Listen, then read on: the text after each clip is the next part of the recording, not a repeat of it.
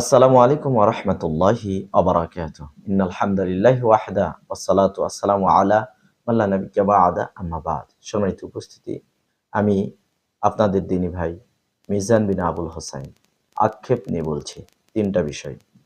১ number, অনেক মানুষ নিয়াত করে সন্তান হওয়ার পরে যে এই সন্তান বড় হয়ে যখন বিবাহ করবে তখন আমি ব্যামপ্যাটি বাজিয়ে বিবাহ দিব। মুসলিম ঘরের সন্তান, মুসলিম ঘরের মানুষ কিভাবে সহ্য করা যায়?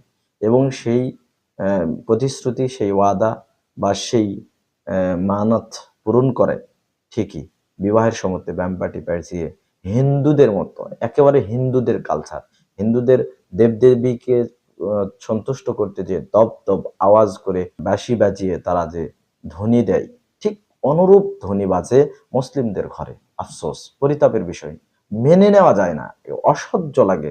শরীরে রক্ত রয়েছে, তাই তো সহ্য করতে পারি না। ২ নাম্বার বিষয়, সন্তান মরে যাচ্ছে, হওয়ার পরে মরে যাচ্ছে, তাই হওয়ার পরে জন্ম লাভ করার পরে তার এক কান ফুঁড়ে দিয়ে তাতে সোনার অথবা ধাতু, কোনো ধাতুর তাগা লাগিয়ে দেওয়া হয়। দেখবেন ছেলে মানুষ অথচ কান ফোরানো আছে, একেবারে শিরক।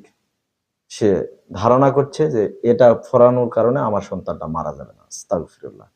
এগুলো মানত পূরণ করা যাবে না, এগুলো থেকে বিরত থাকতে হবে। সম্মানিত উপস্থিতি, আরো একটা ভয়ঙ্কর বিষয়, এই অসুস্থতার কারণে হোক অথবা সন্তান মারা যাচ্ছে, এই কারণকে সামনে রেখে বলে যে নিয়ত করে, মানে মানত করে যে এই সন্তান যদি বড় হয় তাহলে একে আমি কাশিদে পাঠাবো। আস্তাগফিরুল্লাহ। ওই যে হাই হুসিন হাই হুসিন করে বের হয় বছরে একদিন, ওই ওই দলে পাঠিয়ে দিব। লাল সালু পরে ভোতা চাকু নিয়ে সে দৌড়াবে মরে মরে। সম্মানিত উপস্থিতি, এই তিনটা ভয়ঙ্কর বিষয় এখনো আমাদের সমাজে দেখা যায়।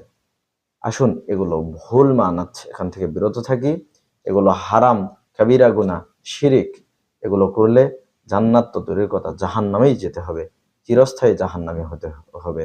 কেননা শিরিক করলে জান্নাত হারাম হয় আর জাহান্নাম তার জন্য অবধারিত হয়।